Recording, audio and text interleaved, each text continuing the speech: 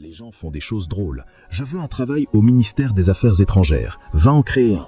Ils n'ont pas de poste vacant et c'est là que tu dois travailler. L'année prochaine, tu n'auras plus de grossesse parce que tu ne seras plus qualifié pour l'entretien. Tout ce que ta main trouve à faire, fais-le de tout ton pouvoir. Les gens se cachent derrière des bêtises qu'ils appellent la foi. Jésus est l'auteur et la définition de notre foi. Jésus a dit « Il faut que je travaille ». Venez dire « Il faut que je travaille ». Jean chapitre 9, verset 4. Il faut que je travaille.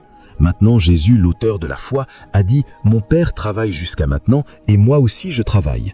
Alors d'où vient ta foi? Je garde jalousement ces fondamentaux dans ma vie, c'est pourquoi les choses fonctionnent. Quelqu'un a dit « Prends ça doucement ». J'ai dit « Si je prenais ça doucement, serais-tu ici? Si je prenais ça doucement, toi qui parles comme ça, serais-tu ici? Prends ça doucement. Tu es en train de commencer dans 75 nations en même temps. C'est comme ça qu'on prend ça doucement? Ou tu penses juste que ça va se commencer parce qu'un ange va ouvrir l'endroit?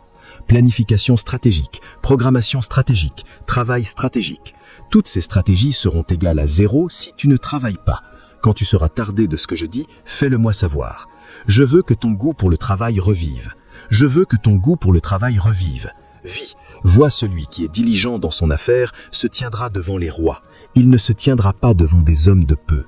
J'ai reçu ce don en 1982 que Jésus m'a donné. Cette petite main a serré toutes sortes de mains dans ce monde. Mains démoniaques, dirigeants d'entreprise, dirigeants politiques, présidents de nations.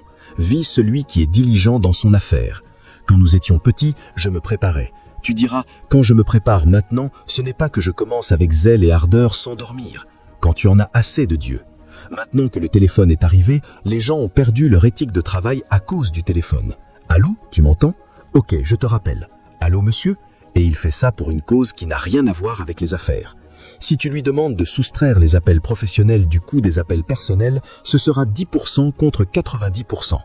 Appel professionnel, allô, je ne t'ai pas vu la semaine dernière. Où étais-tu? Es-tu son professeur? Pourquoi dois-tu savoir où il est?